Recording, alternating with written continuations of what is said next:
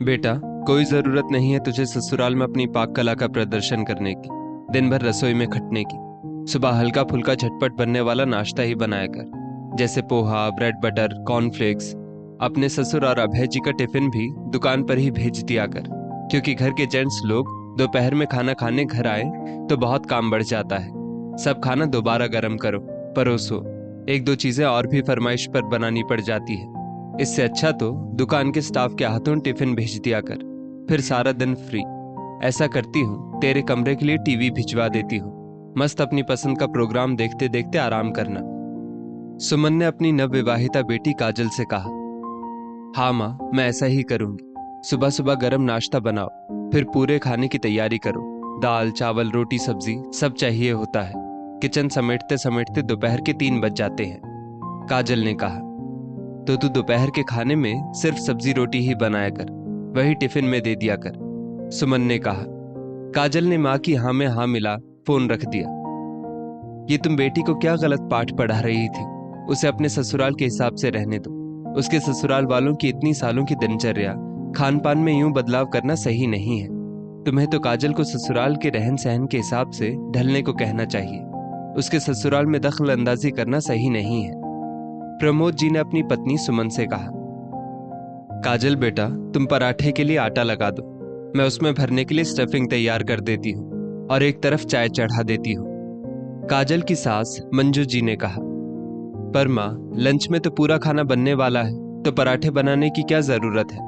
मैं झटपट दूध कॉर्नफ्लेक्स बना देती हूँ, मैं कल ही मार्केट से कॉर्नफ्लेक्स लेकर आई हूँ, काजल ने कहा।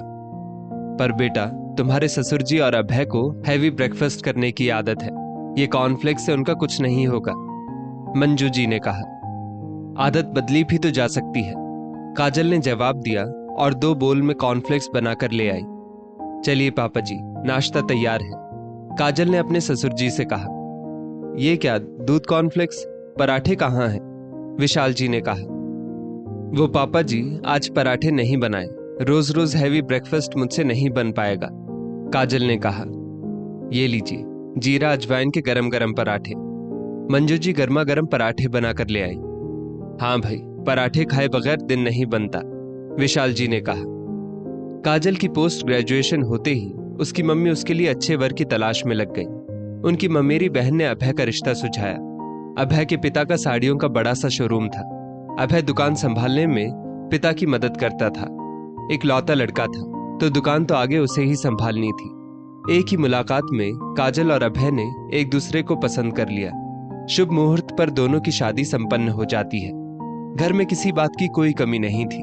घर की साफ सफाई से लेकर बाकी सारे काम के लिए काम वाली आती थी। बस खाना बनाने का काम घर की महिलाओं का था। उस पर भी उनकी मदद के लिए सहायिका रेखा थी, जो उनके निर्देश पर रसोई के काम किया करती थी। ससुराल में अभय माता पिता का इकलौता बेटा था। एक बड़ी बहन थी जिसकी शादी हुए 5 साल हो चुके थे। वो पास के शहर में अपने परिवार के साथ रहती थी। शादी के अगले ही दिन काजल की मम्मी का फोन आता है। बेटा, कैसी हो तुम? वहां सब कुछ ठीक है ना? दामाद जी तुमको कहाँ घुमाने ले जा रहे हैं? उनसे कहना घूमने के लिए विदेश में किसी अच्छी जगह का चुनाव करें। सुमन ने बेटी से कहा। मम्मी, अभय जी ने सिंगापुर मलेशिया की टिकट करवाई है, काजल ने कहा। लगता है दामाद जी भी तेरे पापा की तरह कंजूस प्रवृत्ति के हैं। अरे आजकल तो सब हाई सोसाइटी के न्यूली कपल स्विट्जरलैंड या यूरोप के ट्रिप पर जाते हैं। तो दामाद जी पर दबाव डाल कि तुझे स्विट्जरलैंड ही जाना है, या तू कहे तो हम ही तुम्हारी टिकट करवा दे, सुमन जी ने कहा। काजल ने इस बारे में अभय से बात की। देखो काजल, सिंगापुर मलेशिया भी अच्छी जगह है। अभी शादियों का सीजन है, दुकान में बहुत ग्राहकी है। हमें 4-5 दिन में वापस आना होगा। मैं वादा करता हूँ, जैसे ही अनुकूल समय मिलेगा हम स्विट्जरलैंड भी जरूर जाएंगे, अभय ने काजल से प्यार से कहा। पर सुमन जी अपने दामाद की बात से संतुष्ट नहीं हुई। सुमन जी अपनी बेटी की नई नई गृहस्थी में दखल अंदाजी करने का एक भी मौका नहीं छोड़ती थी। अपने स्वभाव अनुसार पहुंच गई वो बेटी के ससुराल, स्विट्जरलैंड की टिकट के साथ। माफ कीजिएगा मम्मी जी, हम आपका ये तोहफा स्वीकार नहीं कर सकते। हम यूरोप ट्रिप पर भी जाएंगे, लेकिन अपने समय से और अपने पैसों से, अभय ने हाथ जोड़ते हुए सुमन जी से कहा। सुमन जी बेटी दामाद के बीच मन मुटाव करवा कर वापस आ जाती है। लेकिन काजल के पिता प्रमोद जी को अपने दामाद की खुददारी पर गर्व होता है। अगर कभी काजल और उसकी सास के बीच में कोई बात हो जाती तो काजल अपनी माँ को बता देती और फिर उसकी माँ सास को फोन कर देती। बात बात पर अपने दामाद को फोन कर अपनी बेटी की जरूरतों की सिफारिश करती। जब बात बर्दाश्त के बाहर चली गई तब पति पत्नी के बीच आए दिन झगड़े होने लगे। काजल भी बात बात पर मायके जाने की धमकी दे देती। इन सब बातों में काजल की माँ उसकी सहायता किया करती। कुछ दिनों बाद सुमन जी ने अपने बेटी दामाद के लिए बड़ा सा टीवी ऑर्डर किया। टीवी देखते ही अभय का पारा चढ़ गया। उसने सीधे सुमन जी को फोन लगाया। मम्मी जी, आपकी जानकारी के लिए बता दूं कि मैंने काजल के जन्मदिन पर उसे उपहार देने के लिए एक टीवी हमारे कमरे के लिए पहले ही ऑर्डर कर दिया है। आप बेवजह अपनी बेटी की चिंता ना करें। इतने से भी सुमन जी का मन नहीं भरा। वो अपनी खराब तबीयत का बहाना बनाकर बार बार काजल को मायके बुला लेती। बेटा, जैसे मायके में रहती हो वैसे ही ससुराल में रहना, बिल्कुल बिंदास। किसी की रोक टोक बर्दाश्त मत करना। ननद को ज्यादा इज्जत देने की जरूरत नहीं है। ननद बाहर से भी अपने हाथ में मायके की कमान लेकर बैठी रहती है और पति पत्नी में झगड़े करवाती है। सुमन जी ने कहा। अरे सुमन, कुछ तो शर्म करो। झगड़े तो तुम लगवा रही हो अपनी बेटी दामाद के बीच। उसे अपनी गृहस्थी अपने हिसाब से चलाने दो। बेवजह की दखल अंदाजी करना छोड़ दो। काजल के पापा प्रमोद जी ने कहा। आपको तो बेटी का साथ देना ही नहीं आता। सुमन जी अपने पति पर बरसने लगी। अब तो काजल अपनी माँ की बताई हर राह पर चलने लगी।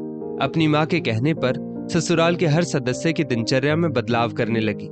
घर के कोने कोने में बदलाव करने लगी। ऐसे में पति पत्नी के बीच मन मुटाव होना स्वाभाविक था। ये क्या बहू, तुमने बरसों पुरानी हमारी खानदानी आराम कुर्सी जिससे हमारा लगाव था कबाड़ी को दे दी?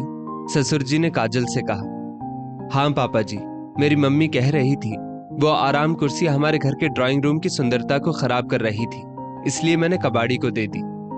काजल, तुमने हमसे पूछे बिना, हमें बताए बिना अपनी माँ के कहने पर हमारी खानदानी चीज बेच दी। तुम्हें अंदाजा भी है तुमने कितनी बड़ी बेवकूफी कर दी। अब हमारा खाना पीना, उठना बैठना सब तुम्हारी माँ के इशारे पर चलेगा क्या? अगर तुम्हें ससुराल में रहते हुए भी हर काम अपनी माँ के हिसाब से करना है तो ऐसा करो, तुम अपनी माँ के पास ही चली जाओ। जैसे वो चाहे वैसे ही कठपुतली की तरह नाचना। अभय ने गुस्से में कहा। काजल भी पैर पटकते हुए गुस्से में अपना बैग लेकर अपने मायके चली गई। काजल मायके आकर भी उदास रहने लगी। अरे तू चिंता मत कर, नाक रगड़ते आएंगे तेरे ससुराल वाले तुझे लेने। अभी से इतनी कमजोर मत पड़, सुमन जी ने काजल से कहा। इस बीच काजल की सास ने सुमन जी से बात करने की कोशिश की, लेकिन सुमन जी ने उन्हें कोई प्रतिक्रिया नहीं दी। अभय का फोन उठाने से भी काजल को मना कर दिया। ऐसे ही 6 महीने बीत गए। काजल पति के वियोग में बहुत कमजोर होती जा रही थी। उसने सबसे मिलना जुलना भी छोड़ दिया। डॉक्टर को दिखाने पर पता चला काजल डिप्रेशन की शिकार हो गई है। पिता से उसका दुख देखा नहीं जा रहा था। सुमन, तुम्हारी दखल अंदाजी से हमारी बेटी का घर बिखर गया। क्या हालत हो गई है मेरी बच्ची की। तुम्हारी उल्टी सीधी सलाहों के कारण वो अपने ससुराल की ना हो सकी। हमारा बेटा अनिकेत अभी छोटा है, पर कल को तो उसकी पत्नी आएगी। उसकी माँ भी तुम्हारी तरह अपनी बेटी को हमारे खिलाफ भड़काएगी, हमारी जीवन शैली में दखल अंदाजी करेगी, घर में कलह करवाएगी। तो तुम्हें कैसा लगेगा? तुम्हें बेटी की फिक्र नहीं है, बल्कि तुम्हारे व्यवहार से बेटी का घर बिखर गया। अब जाओ, बेटी को उसके ससुराल लेकर जाओ। बेकार की दखल अंदाजी करना छोड़ दो, अपनी बेटी का घर बसने दो, प्रमोद जी ने कहा। तभी डोरबेल बजती है। काजल ने दरवाजा खोला। सामने उसके सास ससुर और पति अभय को देखकर उसकी आंखों से आंसू बहने लगे।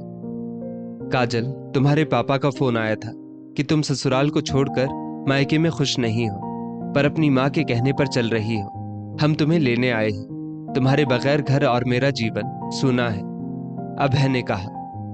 काजल झट से अपना बैग लेकर आ गई। बेटा, मुझे माफ कर दो। मैंने बेवजह अपनी बेटी की गृहस्थी में दखल दिया, पति पत्नी के रिश्ते में दरार पैदा कर दी, मेरी हंसती खेलती बेटी के जीवन में कड़वाहट भर दी। मैं वादा करती हूँ, अब मैं अपनी बेटी को उसके ढंग से जीवन जीने दूंगी। अब ना मैं खुद परेशान होऊंगी, ना बेटी को परेशान करूंगी। अगर बहुत जरूरत पड़ी तो ही बेटी के जीवन में हस्तक्षेप करूंगी। दोस्तों, माता पिता के बेवजह दखल से बेटियों के घर अक्सर टूट जाते हैं। बेटियों को भी विवाह के बाद ससुराल और मायके के बीच अंतर को समझना होगा। थोड़ा एडजस्ट करना होगा, तभी वो सुख से वैवाहिक जीवन का आनंद ले सकती है। इस स्टोरी को लेकर आपकी क्या राय है, नीचे कमेंट करके जरूर बताइएगा। और ऐसी ही और भी बेहतरीन वीडियोस के लिए हमारा पेज जरूर फॉलो करें। धन्यवाद।